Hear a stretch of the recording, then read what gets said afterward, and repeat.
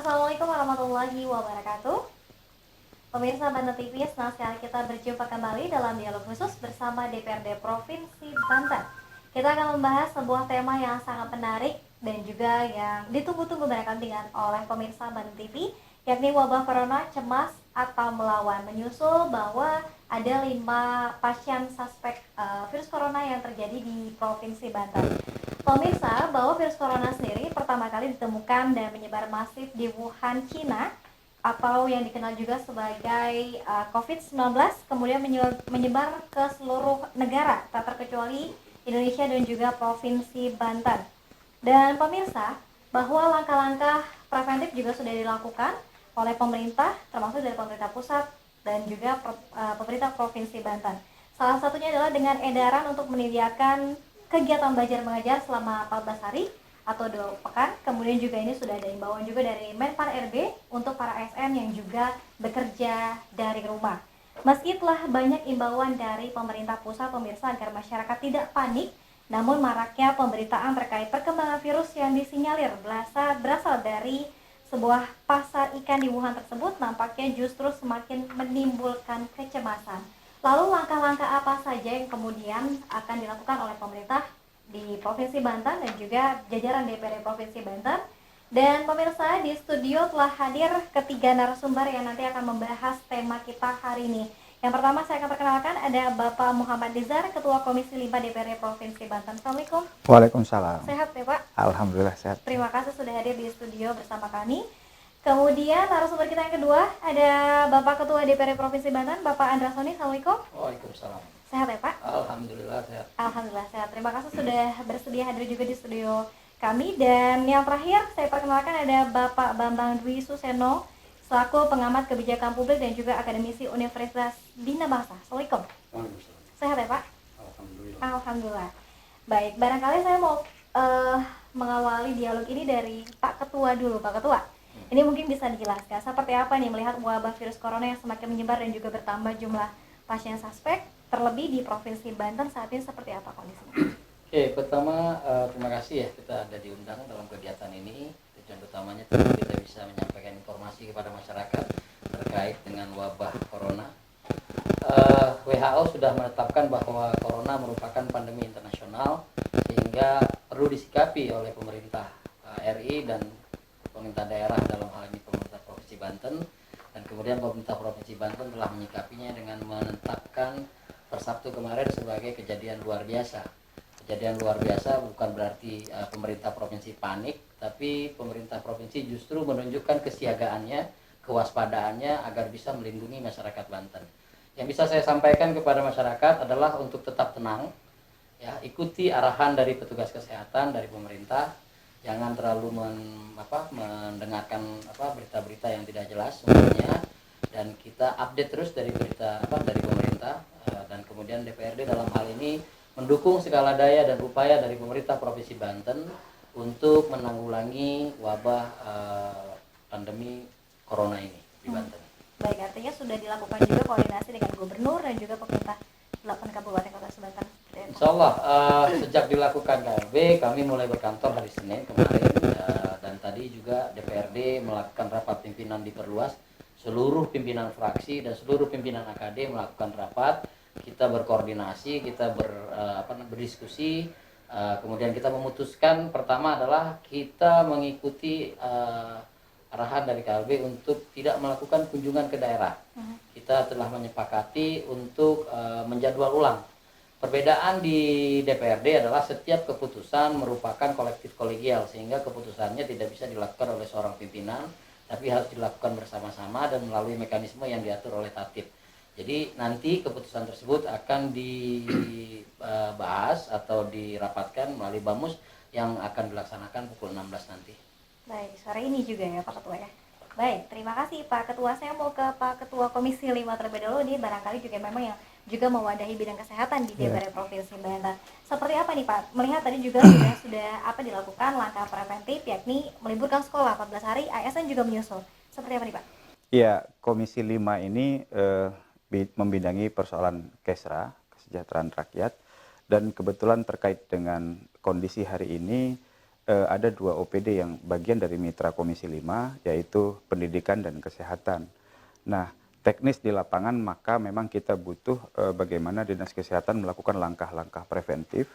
Terus kemudian persoalan yang sudah diambil kebijakan oleh gubernur adalah merupakan sebuah langkah koordinasi yang tepat, saya pikir, untuk kita lebih mewaspadai, melakukan langkah untuk untuk langkah preventif untuk agar penyebaran itu tidak meluas begitu. Walaupun kita sudah ketahui, tadi Ketua sudah sampaikan, Mbak juga sudah sampaikan, sudah 5 yang terjangkit, itu kan yang terdata hari ini. Kita kan belum tahu sebenarnya berapa banyak yang terjangkit. Karena virus ini sebenarnya kalau kita bilang bahaya, ya mungkin ahlinya yang lebih paham ya. Tapi kalau kita lihat dari proses penyebarannya ini, yang sangat mengkhawatirkan, proses penyebarannya. Kalau kita lihat perbandingan kematian dengan yang bisa disembuhkan, mungkin kan banyak penyakit lain yang mungkin lebih berbahaya daripada corona gitu. Untuk itu, dengan kondisi hari ini, maka pemerintah pusat kan sebenarnya sudah menetapkan sebuah protap atau yang disebut dengan protokol terhadap penanganan corona ini. Kita pemerintah provinsi selaku bagian dari keperpanjangan tangan pemerintah pusat, saya pikir apa yang dilakukan oleh pemerintah provinsi sudah cukup tepat. Untuk itu, masyarakat jangan panik. Kita sudah ketahui, mungkin kita baca di banyak informasi, ya Indonesia ini orang yang cukup kuat lah, ya, karena tradisi konsumsi makanannya dan sebagainya, kehidupannya juga begitu. Saya pikir tradisi-tradisi makanan yang memang hari ini dianjurkan, nggak ada salahnya juga kita coba begitu. Selain memang yang paling penting menjaga kebersihan dan kesehatan sehingga imunitas kita ini, pribadi-pribadi ini baik kondisinya.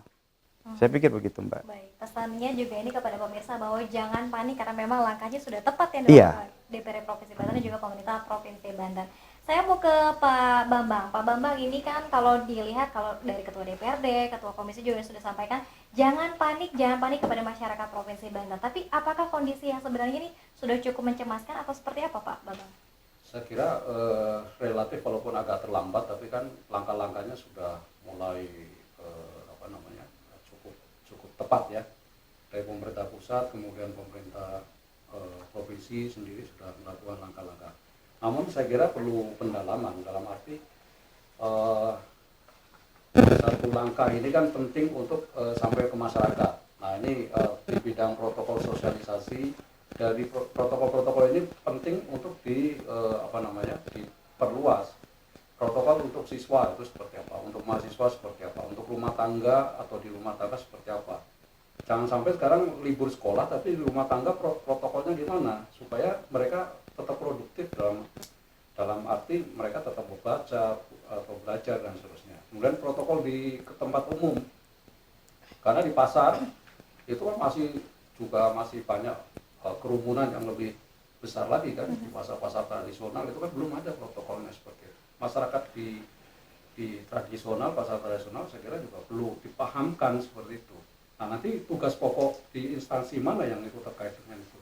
Saya kira Pak Ketua Komisi atau Ketua DPRD saya kira perlu mendorong itu untuk kan sebagai fungsi pengawasannya. Jadi lintas-lintas sektoral mana yang perlu membawa itu, saya kira. Baik, terima kasih Pak Bambang. Saya mau kembali ke Pak Ketua DPRD. Kalau kita lihat bahwa ini sudah harusnya ditetapkan juga protokol-protokol tadi rumah tangga, pasar dan sebagainya, karena memang yang diliburkan baru anak sekolah, ASN, sementara media massa juga ini belum libur, harus mungkin liputan ke sana kemari.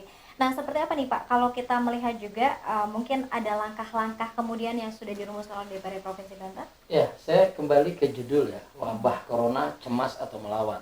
Jadi pertama tentu kita sebagai manusia wajar ya kita cemas bahwa ini adalah virus baru sehingga belum ada obatnya dan kemudian belum ada vaksinnya. Dan kemudian fakta mengatakan bahwa dari sekian banyak yang terjangkit itu sekian banyak juga mengalami kesembuhan, sehingga banyak juga disampaikan hal-hal bahwa imunitas yang baik itu bisa dengan sendirinya akan membunuh virus ini. Tapi yang disampaikan oleh Pak Bambang tadi, saya sepakat juga bahwa tindak lanjut dari kejadian luar biasa ini harus sampai ke bawah. Artinya setelah meliburkan anak sekolah, berikutnya apa? Ya kan, kemudian saya dengar juga guru juga sudah diliburkan. Lalu di rumah bagaimana? Protokol di rumah bagaimana? Saya sependapat juga hal tersebut. Bahkan di gedung DPRD ini seperti apa? Karena DPRD kan nggak mungkin libur. Ya, karena DPRD itu nggak kenal libur. Dan kami harus ada, karena ada fungsi yang penting sekali di situ adalah terkait dengan fungsi pengawasan. Kami perlu mengawasi apakah rumah sakit sudah menjalankan protokol. Kalau seandainya ada masyarakat yang merasa perlu memeriksakan dirinya karena dia khawatir dia sudah berkontak dengan orang yang terjangkit dan lain-lain, itu bagaimana? Jadi kami sependapat dengan yang disampaikan Pak Bambang, dan insya Allah besok ya kami mendengar Komisi 5 akan melakukan hearing dengan Dinas Kesehatan, akan membahas masalah yang lebih teknis, sehingga nanti kami juga ke masyarakat bisa menyampaikan sesuatu yang sifatnya lebih teknis. Baik, langkah konkretnya semakin diwujudkan begitu ya Pak Ketua. Baik, nanti kita akan kembali lagi untuk membahas terkait dengan wabah corona, cemas atau melawan. Pemirsa tetap bersama kami dalam dialog khusus bersama DPRD Provinsi Banten. Terima kasih pemirsa, Banten TV Anda masih bersama kami, bersama juga DPRD Provinsi Banten, ada Ketua Komisi 5, Ketua DPRD Provinsi Banten, juga Pak Bambang, akademisi dari Universitas Bina Bangsa. Saya mau ke Pak Ketua Komisi 5 kembali. Pak, ini seperti apa nih ketika misalnya masyarakat atau mungkin ada warga masyarakat Banten yang kok sepertinya ini gejalanya mirip dengan corona nih. Nah, kemudian harus kemana? Langkah pertama yang harus dilakukan? Ya, tadi Pak Andra tadi sudah sampaikan bahwa kami insya Allah akan segera melakukan rakor. Hari ini tadi sudah rapim terbatas dan besok kami akan panggil dinas-dinas terkait, karena ini bagi kami melihat ini bagian dari bencana juga begitu. Jadi tentu BPBD, terus dinas pendidikan yang terkait, Dinkes, Sekda, sebagainya harus kami panggil untuk melakukan langkah-langkah konkret. Pak Bambang tadi sudah sampaikan menetapkan protokol yang tadi disampaikan, misal anak belajar di rumah. Ada juga kawan misal mengatakan bahwa dengan libur anak sekolah dia menjadi tidak bisa bergerak kemana-mana karena harus mengurusi anaknya dan sebagainya gitu. Sebenarnya langkah yang dilakukan oleh pemerintah ini kan pada tahapan proses pencemarannya. Nah, maka harus dilakukan menghindari daerah-daerah yang crowd, kerumunan dan sebagainya. Jadi anjuran ini untuk mencegah terjadinya kerumunan-kerumunan kan gitu. Nah, tentu tidak semua juga harus dimatikan, karena kalau dimatikan akan melumpuhkan ekonomi. Misal teman-teman media harus diliburkan, kemudian bagaimana? Kemudian selanjutnya kan, terus DPRD akhirnya tidak bekerja, misal semua bekerja di rumah. Saya pikir kita belum siap juga untuk melakukan segala sesuatunya dari rumah. Coba bayangkan, kalau semuanya ada di rumah, apakah ini tidak menjadi kota yang menyeramkan begitu kan? Nah, untuk itu maka dalam hal pendidikan, nah masih bisa diantisipasi.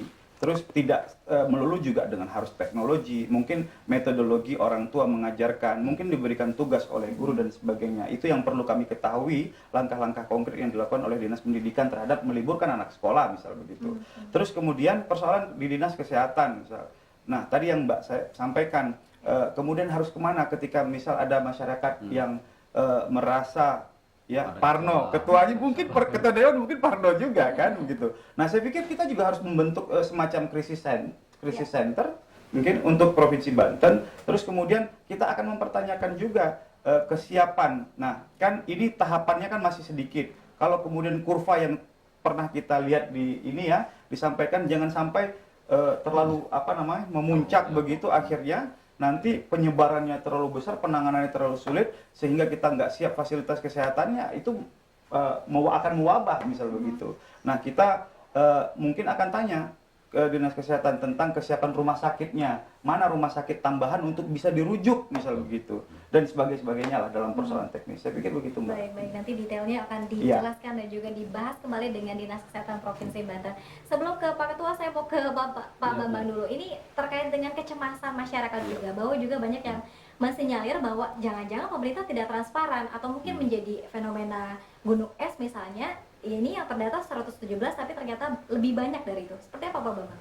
Ya, saya kira memang antisipasi tadi yang sudah akan dilakukan saya kira sudah cukup tepat, tapi memang ini sumber dayanya belum, istilahnya kami kalau di akademisi resource sharingnya. Resource sharing kan ada namanya pentahelix gitu ya. Dari bisnis, dunia bisnis, dari pemerintah sendiri, ke akademisi, kemudian pusat-pusat penelitian laboratorium perguruan tinggi kan ada untuk kesehatan gitu Pak. Karena kan kita belum mengenali betul nih, beberapa Pak Profesor Nidom kan sudah menyampaikan bahwa itu jenis virus apa sebenarnya ini belum teridentifikasi. Tapi tadi untuk pencegahan paling kita bisa mampu untuk mencegah karena itu kan sudah, kalau virusnya sendiri kan ahli kesehatan ya. Misalnya dunia bisnis itu kan ada pabrik-pabrik berbasis metanol atau etanol Pak. Itu kan sebenarnya desinfektan gitu untuk mematikan virus, bakteri dan seterusnya. Sebenarnya itu belum dilibatkan betul. Dan ini saya mau titip juga ke Pak Ketua dengan Pak Ketua Komisi. Pada saat misalnya Dinas Indak itu diikutkan juga kan mereka punya turunannya pembinaan ke pabrik-pabrik yang mengolah etanol, metanol itu. Jadi ketika libur sekolah jangan didiemin aja, sekolah itu mesti didesinfektan. Nah itu seperti apa?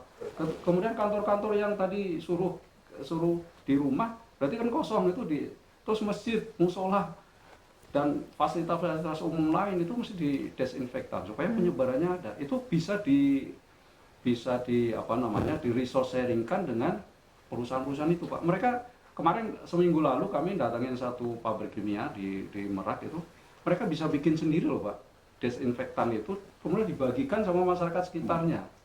Nah itu saya kira itu perlu dimasifkan, misalnya di kota Tangerang, Kabupaten Tangerang, Kabupaten Serang itu banyak sekali yang metanol itu. Nah itu saya kira kalau gerakannya masif itu kan berarti semakin luas jangkauan untuk pembatasan penyebarannya karena dimatikan di desinfektan. Saya kira gitu. Baik, mungkin nanti akan direspon oleh Ketua Komisi 5. Saya mau kembali ke Pak Ketua DPR dulu. Ini terkait dengan kesiapan Banten dalam menghadapi corona Pak. Selain tadi mungkin fungsi pengawasan, ini juga ada fungsi budgeting. Apakah anggaran Provinsi Banten juga sudah cukup memadai? Jadi saya tambahkan Pak Bambang sampaikan tadi, selain disinfektan, banyak pengamat atau banyak ahli kesehatan menyampaikan bahwa yang paling efektif itu adalah sesering mungkin menyuci tangan atau badan kita dengan sabun ya. Kemudian ini yang harus kita kampanyekan ya, karena kalau di tempat-tempat tertentu kan disinfektan juga terbatas. Dan saya tiap hari pakai ternyata tangan kita tuh iritasi Pak. Tangan kita iritasi ya kan. Jadi emang kita harus banyak berkampanye di sekolah-sekolah. Jadi saya ingat waktu sekolah zaman dokter kecil dulu ya kan, makin sering mencuci tangan dengan air sabun gitu kan. Dan kemudian juga sudah disampaikan juga cara mencuci tangan yang benar dan segala macam. Sehingga potensi-potensi menempelnya virus di tangan kita bisa diminimalisir. Kemudian tambahan lagi tadi terkaitan dengan melawan, itu salah satu bentuk kita melawan. Bentuk kita melawan itu adalah pertama kita secara sadar membatasi gerakan kita, membatasi ruang kita untuk bersentuhan dengan yang mungkin saja terpapar, dan itu adalah di wilayah-wilayah atau tempat-tempat keramaian. Nah kemudian pertanyaan tadi terkait dengan kesiapan Provinsi Banten. Insya Allah Provinsi Banten mempunyai anggaran, ya hanya tinggal terkait dengan aturan atau teknis-teknis penganggaran. Dan kita mendengar informasi juga, membaca juga informasi bahwa pemerintah pusat dalam hal ini Kemendagri menyampaikan bahwa diminta kepada seluruh pemerintah daerah untuk mengoptimalkan anggaran APBD dalam rangka memerangi virus corona, sehingga masyarakat jangan khawatir. Pemerintah Provinsi Banten akan mengoptimalkan arahan tersebut dan akan mengoptimalkan sumber daya yang ada dalam membatasi penyebaran virus corona. Baik, artinya siap dan memadai. Siap dan memadai, insya Allah kita akan dukung karena memang kita punya fungsi, salah satu fungsi anggaran tadi, makanya jangan sampai juga anggota DPRD minta untuk libur. Ya, karena kita banyak tugas untuk mengawasi bagaimana supaya hak-hak terhadap perlindungan masyarakat terkait dengan hal ini, walaupun kami juga paling beresiko, kami paling berpotensi karena kami menemui banyak orang, sehingga ya kita juga harus siap, jaga kesehatan, memperkuat imun kita, ya banyak istirahat juga. Baik, ini cukup kalau diikuti sih cukup parno juga ya untuk jajaran DPR Provinsi Banten. Saya mau kembali ke Pak Ketua Komisi, ada tanggapan mungkin tadi yang disebutkan? Iya, tadi terkait anggaran ya mungkin nanti Ketua Dewan akan merespon karena memang sebenarnya penanganan ini kan butuh anggaran yang cukup besar. Karena misal kalau kita lihat kesiapan petugas di lapangan itu kan juga harus dilengkapi oleh perangkatnya Pak, APD, baju yang itu kan harganya nggak murah gitu. Nah terus anggaran kita kalau nggak salah itu Pak Ketua ada 45 miliar ya di tahun 2020 dan kemarin kan sudah dipakai sebagian untuk apa namanya bencana yang kemarin tahun baru ya. Nah terus kemudian ya nanti untuk terkait ini mungkin ya kita akan, karena udah statusnya sudah KLB berarti BTT itu sudah bisa kita gunakan. Nah cuma kan waktunya kita nggak tahu dan berapa besarannya, itu yang mungkin kita perlu diskusikan Akan ke depan. dirumuskan kembali nanti. Dan kita harus support pemerintah memang. Saya pikir begitu. Baik. Saya mau kembali ke Pak Bambang. Pak Bambang, kalau kita lihat juga tadi bahwa ini mungkin entah ini berita hoax atau mungkin betul bahwa ada yang menyebutkan bahwa pasien yang berasal dari Lebak dan juga Pandeglang yang mungkin ini sempat juga viral dan juga beredar di WhatsApp, ini katanya dalam pengawasan dan juga terjangkit suspek virus corona. Lalu seperti apa nih Pak kalau kita lihat jaraknya yang lumayan jauh, kemudian juga ini fasilitas kesehatan juga ini masih belum memadai. Ya, saya kira penting memang tadi nanti kalau lagi-lagi titip lagi Pak, pertanyaan pendalaman kepada Dinas Kesehatan kan bukan sekedar rumah sakitnya atau vaskesnya, tapi rumah sakit punya alat apa, punya tenaga atau sumber daya medisnya seperti apa, kemudian laboratoriumnya. Kan pengecekan virus corona itu bukan hanya sekedar kayak kemarin kan cuma diwawancarai, yang kasus Jakarta kan tidak seperti itu, mestinya sampai tes yang betul-betul valid itu. Nah itu seberapa kemampuan kita sebenarnya. Kalau tadi kasus-kasus yang jaraknya jauh, kan sebenarnya kita punya rumah sakit daerah di Malimping, kemudian ini mesti ada semacam epicentrum radiusnya, itu penting itu sekali. Jadi misalnya tuh di apa namanya, misalnya contohnya di Malimping itu harus menguasai radius sampai wilayah mana secara geografis. Terus rumah sakit lain, dan jangan lupa juga rumah sakit swasta sudah diperiksa betul oleh Dinas Kesehatan, mereka punya kemampuan merespon seperti apa. Karena itu kan nanti bukan, kalau pemerintah sendiri saya kira nggak akan mampu. Rumah sakit pemerintah sekarang jumlahnya berapa? RSUD kabupaten kota sama provinsi itu kan terbatas. Isolasinya berapa? Saya kira itu penting sekali karena tenaga medisnya terbatas, rumah sakit terbatas, peralatannya gimana, itu kan penting juga. Karena alatnya tadi sudah disebutkan Pak Ketua Komisi kan mahal sekali. Cuma soal tadi mengenai budgeting boleh merespon sedikit ya. Kayaknya budgeting juga penting juga itu karena dananya kan nggak banyak lagi Pak. Saya kira prioritasnya kemana Pak? Ini penting juga di apa namanya, dialokasikan kemana? Apakah mau beli alat atau mau beli tesnya? Itu penting, atau untuk honor tenaga medis yang kerja ekstra. Nah itu penting juga seperti itu. Nah kalau kita sudah mau mengidentifikasi gitu, jadi Dinas Kesehatan betul-betul harus punya peta penyebaran, peta sumber dayanya dari mulai fasilitas dan orang-orangnya itu. Sehingga nanti budgetnya itu pasti tepat sasaran. Tepat sasaran gitu. Jangan sampai kita nggak tahu apa tapi langsung menentukan itu kan jadi agak nanti tambah kepanikan luar biasa di masyarakat. Tapi kalau ditangani, diisolir anggaran ini untuk apa dan tepat, masyarakat juga akan lebih tenang lagi gitu. Artinya memang kalau anggarannya memadai tapi prioritasnya tidak tepat juga ini tidak tepat kembali gitu ya Pak Bambang ya. Baik, nanti kita akan bahas kembali pemirsa. Nanti juga saya mau kembali ke Pak Ketua, namun usai jeda berikut pemirsa tetap bersama kami dalam dialog khusus bersama DPRD Provinsi Banten. Ya pemirsa, virus corona cemas atau melawan, tadi sudah disebutkan bahwa langkah-langkah, strategi dan upaya ini kerja keras juga bahwa dari pemerintah Provinsi Banten juga DPRD Provinsi Banten sudah bekerja keras untuk bersama-sama melawan virus corona. Tinggal masyarakat juga nih, Bapak Ketua dan juga Pak Ketua Komisi dan Pak Bambang ini juga harus bekerja sama bersama-sama juga untuk melawan virus corona. Saya mau kembali ke Pak Ketua DPRD Provinsi Banten. Kemudian dalam kaitan bersama-sama juga bekerja sama melawan virus corona ini, apa kemudian yang akan disampaikan kepada masyarakat? Jangan panik atau seperti apa nih Pak? Oke, ini jadi kalau kita bicara tentang apa yang harus disampaikan kepada masyarakat, kami juga bagian dari masyarakat yang punya potensi tertular dan punya potensi menular juga. Dan kemudian yang harus kita sampaikan kepada masyarakat, kita harus solider. kita harus menunjukkan jiwa solidaritas kita sebagai masyarakat Banten, bagaimana kita ikut berperan memerangi, melawan virus corona ini mulai dari diri kita dan keluarga kita. Pertama adalah kita membatasi kegiatan-kegiatan kita yang berpotensi untuk mendapat paparan atau memaparkan kepada orang lain. Kedua adalah kita membudidayakan budaya bersih, paling tidak di rumah kita, di lingkungan kita sendiri.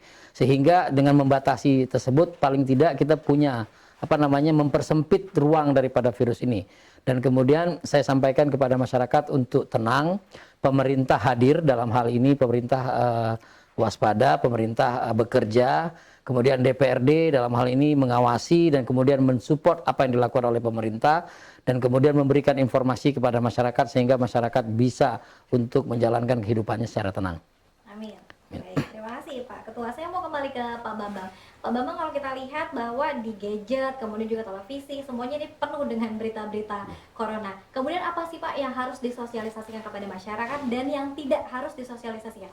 Ya, saya kira berita-berita mainstream itu penting ya yang diakses. Jadi kalau berita yang seolah tahu, kalau di WA group semua soal tahu, semua penyakit tahu, obatnya tahu, vaksin tahu, itu jangan diikuti karena belum teruji kan sebenarnya prosedur di pengobatan kan mesti ada uji klinis, uji apa bertahap seperti itu. Sehingga masyarakat juga kalau misalnya menerima gitu supaya nggak memanikkan diri sendiri ya disaring betul gitu ya. Jadi berita-berita mainstream yang diakses. Kemudian tadi protokol yang sudah disusun pemerintah walaupun belum lengkap tapi itulah yang mesti diikuti. Yang lain-lain nanti abaikan dulu supaya nggak menambah kepanikan kita sendiri. Baik. Saya kembali ke Pak Ketua Komisi 5. Seberapa optimis sih Pak Banten mampu memerangi virus corona ini? Ya, dengan langkah yang sudah dilakukan, tentu saya yakin bahwa ini bisa kita lawan. Tapi apa yang diambil langkah-langkah oleh pemerintah, kita harus sama-sama bergandengan tangan. Pemerintah provinsi selaku eksekutif, DPRD selaku legislatif sudah membuat kebijakan. Tapi nggak kalah penting, masyarakat mensupport itu. Nah, kenapa diliburkan? Berarti untuk mencegah crowd. Nah, masyarakat kemudian diliburkan jangan melakukan piknik keluar, misalnya begitu ya. Terus kemudian ASN sudah diliburkan. Jangan kemudian ntar melakukan kegiatan-kegiatan yang berkerumun lagi gitu. Jadi kami berharap masyarakat mau bekerja sama, kita semua bekerja sama. Pak Andra tadi sudah menyebut karena kita bagian dari masyarakat begitu. Jadi langkah-langkah yang dilakukan pemerintah, protokol yang sudah ditetapkan, mari sama-sama kita lawan virus ini. Saya pikir begitu, Mbak. Pasti akan ya, insya Allah, gitu ya, insya Allah. Insya Allah. Baik, saya mau kembali ke Pak Ketua mungkin sebelum closing statement Pak. Kalau kita lihat mungkin hitung-hitungan risiko. Ini kalau kita lihat Provinsi Banten, Bandara Soekarno-Hatta ada, pelabuhan juga ada, kemudian dekat juga dengan DKI Jakarta yang memang suspeknya lebih banyak virus corona. Seperti apa nih Pak? Ya setelah menjadi pandemi ya semua berpotensi ya. Mbak juga berpotensi, bisa saja dalam keseharian saya 14 hari yang lalu saya melakukan kontak dengan yang lain-lain. Makanya yang diperlukan sekarang adalah kita menjaga kesehatan karena konon katanya imunitas yang kuat itu bisa membunuh dengan sendiri. Jadi kebiasaan-kebiasaan adat istiadat warga kita yang selama ini suka minum jamu, kemudian kunyit dan lain-lain itu perlu kita kampanyekan juga gitu. Jadi parnonya itu ya kita kurangi lah. Saya juga kalau agak tenggorokan ini rata tiba-tiba merasa parno gitu kan. Tapi itu tidak boleh kita tunjukkan kepada masyarakat. Dalam kesempatan ini juga ingin saya sampaikan kepada masyarakat bahwa kepanikan bukanlah solusi. Jadi solusi saat ini sudah diberitahu protokolnya, rajin mencuci tangan karena virus ini tidak menular melalui udara, tapi menular melalui sentuhan dan lain-lain. Sentuhan pun langsung pindah ke kalau enggak ya, secara teknis saya tidak bisa menjelaskan, tapi ada sisi yang masih bisa kita lawan gitu, yaitu dengan cara menjaga kebersihan, membatasi gerakan kita ke tempat-tempat keramaian. Jadi saya optimis, insya Allah badai pasti berlalu. Badai pasti berlalu. Baik, saya mau ke Pak Bambang. Pak Bambang, kalau kita lihat ini DPR sudah optimis, Pemprov Banten juga sudah melakukan hal-hal strategis lainnya. Kalau dari pengamat publik sendiri, Ketua Komisi. Jadi kalau Ketua Dewan sama Ketua Komisi optimis, ini ada riset yang mengatakan bahwa ini riset dari satu jurnal namanya Personality and Individual Differences. Itu temuannya adalah pengaruh optimisme terhadap peningkatan kualitas imunitas. Jadi memang betul juga, walaupun beliau-beliau belum baca, yang saya baca, tapi nyampanya ini tahu sebelum ada. Saya kira betul, optimis itu ternyata memang dapat meningkatkan imunitas. Jadi orang yang semangat, selalu tidak patah semangat, itu dengan sendirinya badan sehat. Nah, begitu kira-kira. Baik. Kalau melihat karakteristik masyarakat Banten sendiri, apa orang-orang yang cukup optimis atau seperti apa, Pak? Ya, saya kira memang itu perlulah kehadiran pemerintah, kehadiran dewan tadi, kehadiran dinas-dinas yang terkait untuk membangun optimisme masyarakat itu, supaya masyarakat tadi nggak khawatir, sehingga kalau khawatir kan negatif pikirannya. Jadi imunnya mudah keserang, itu akan menurun. Seperti itu. Ini harus dialirkan juga pikiran-pikiran positif Pikiran gitu ya, Pak ya, agar mungkin tadi imunitasnya juga ini meningkat dan juga tidak rendah. Baik, terima kasih Pak Ketua Komisi, Pak Ketua Sama-sama, DPR, dan Mbak. juga Bapak-Bapak dari Akademisi Universitas Bina Bangsa. Namun sebelum kita berpisah dengan pemirsa, saya minta closing statement-nya masing-masing, mungkin dari Pak Ketua dulu, silakan. Ya, saya pikir kondisi ini jangan mencemaskan kita. Tadi Pak Bambang sudah menyampaikan bahwa semangat itu sudah 50%-nya obat, Pak. Ya, jadi tetap semangat, ya kita lawanlah bersama-sama kondisi ini. Terima kasih. Baik, tidak hanya pemerintah, tapi masyarakat juga wajib melawan virus corona. Baik, saya mau ke Ketua DPRD Provinsi Banten, silakan Pak. Ya. Sekali lagi saya mengajak masyarakat untuk kita membangun jiwa solidaritas kita, sama-sama kita melawan, sama-sama kita melawan mulai dari diri kita sendiri, dan kemudian kita juga harus terbuka. Kita sampaikan kalau kita mengalami satu gangguan kesehatan, segera untuk mendatangi fasilitas kesehatan baik secara mandiri maupun ke fasilitas kesehatan yang ditanggung oleh APBD. Dan kemudian pola hidup bersih kita pertahankan, kita tingkatkan, dan yakinlah bahwa tidak ada penyakit yang tidak ada obatnya. Baik, terima kasih Pak Ketua. Saya mau ke Pak Bambang, silakan terakhir closing Iya. statement. Saya kira kolaborasi atau resource sharing ini di semua pihak, pemerintah, dunia bisnis, kemudian akademisi, masyarakat sendiri, atau sekarang kan ada pilar media. Media juga penting itu. Saya kira kolaborasi semua pihak ini, atau tadi istilahnya gotong royong, penting juga untuk digelorakan supaya masing-masing pihak punya peran masing-masing, dan tentu sumber daya itu bisa diidentifikasi dan bisa diberdayakan untuk menanggulangi virus ini. Cukup Pak Bambang? Cukup, ya. Baik, terima kasih sekali lagi Pak Bambang, Pak Ketua DPR dan juga Pak Ketua Komisi 5, dan pemirsa, bahwa untuk melawan virus corona sendiri ini butuh kolaborasi dan juga gotong royong tadi, tidak hanya dari DPR Provinsi Banten, Pemprov Banten, namun juga masyarakat juga yang harus juga turut serta melawan virus corona. Sekali lagi jangan panik, namun harus senantiasa melakukan langkah-langkah tadi yang sudah disosialisasikan oleh pemerintah. Dan akhirnya saya Halimatus Syadia pamit, pemirsa, nanti kita akan kembali di sesi selanjutnya. Sampai jumpa. Wassalamualaikum warahmatullahi wabarakatuh. Waalaikumsalam warahmatullahi wabarakatuh. Terima kasih.